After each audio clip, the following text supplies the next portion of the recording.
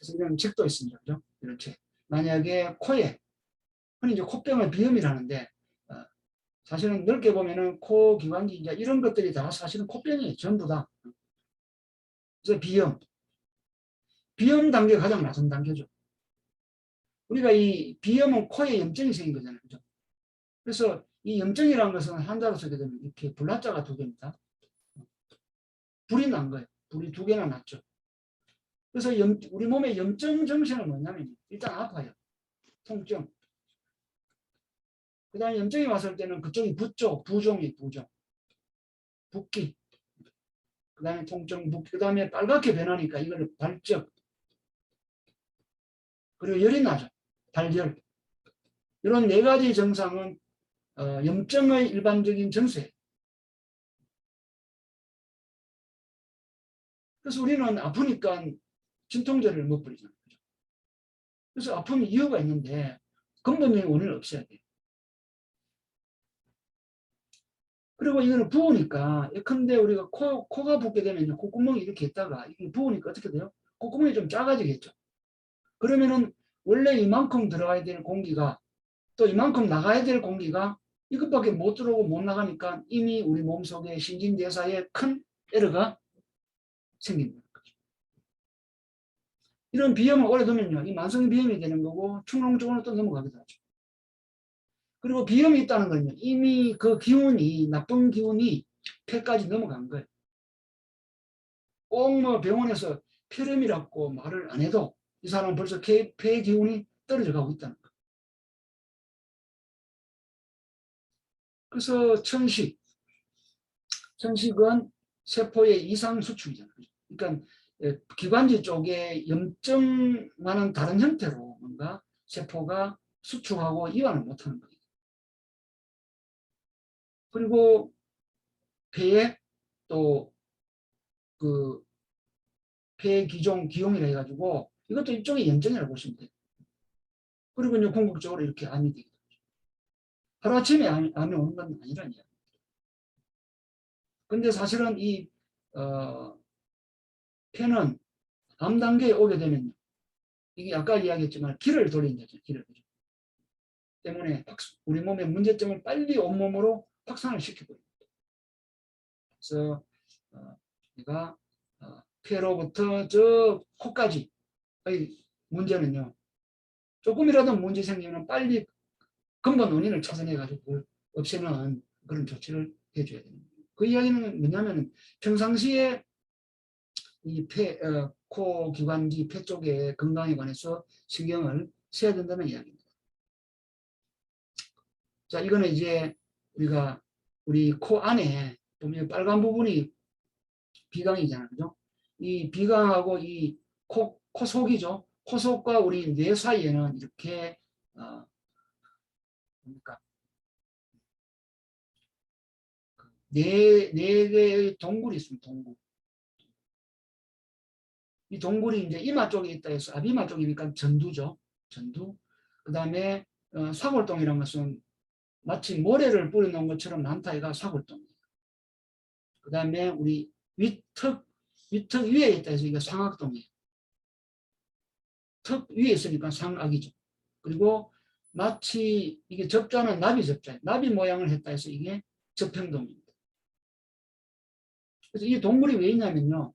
이 동물은 우리 뇌는 쉽게 뜨거워질 수 있어요. 우리가 열받으면 뇌가 뜨거워지잖아요. 그래서 이 뇌는 뜨거워질 수 있기 때문에 원래 뇌는요. 우리가 전에 제가 말씀드렸듯이 이 두한 조리를 해서 머리는 차가워야 돼요. 그게 정상인데 뭐 스트레스 받거나 뭔가 몸에 대사가 잘 안 되면 뇌가 뜨거워지거든요. 우리가 집중해서 일을 하게 되면 뇌가 뜨거워져. 열받네 이렇게 되잖아요. 그래서 어쨌든 간 이 뜨거워질 수 있는 뇌를 식히는 역할을 하는 게 바로 이쪽입니다. 그래서 이 동굴 속에는 늘 이 맑은 액체가 계속 흐릅니다. 맑은 액체. 그래서 뇌를 식혀주는 거예요. 지금 여기 그림에는 보면은 뭐 상당히 이 뇌하고 이 동굴 사이에 이 간격이 두껍게 되어 있잖아요. 사실은 그렇잖아요. 어떤 데는 셀로판지 한 장을 두고 한쪽은 얘고 한쪽은 이 동굴이에요.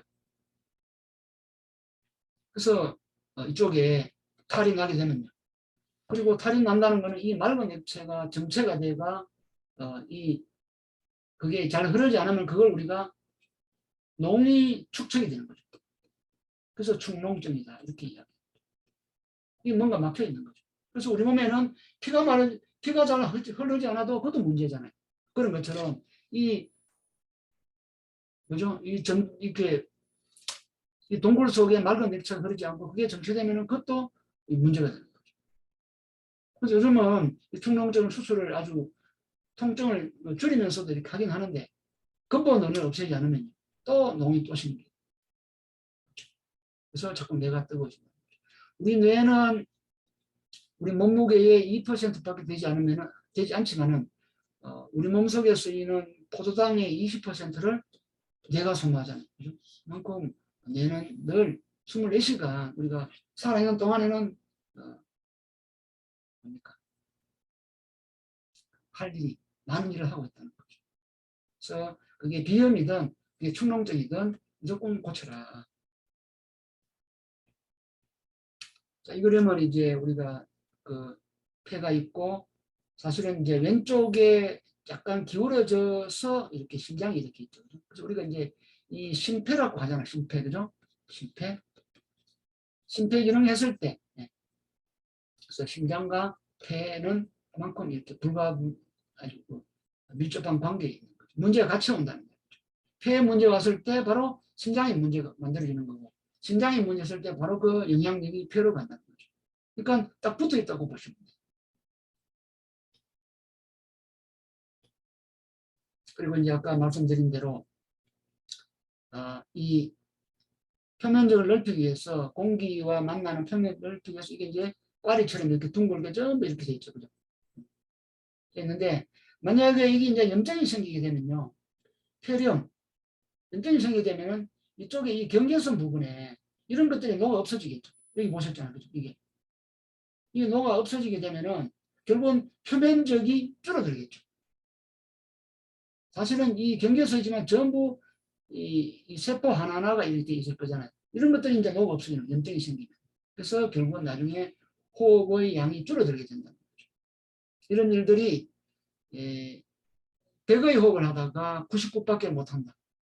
98밖에 못한다. 이러면 서서히 몸에 문제점들이 누적이 되는 거죠. 그래서 늘 산소가 1% 2% 적게 들어오고 이산화탄소 배출량이 1% 2% 적게 되니까 몸에 이제 그 불균형으로 인한 문제가 누적이 될 수 있다는 거죠.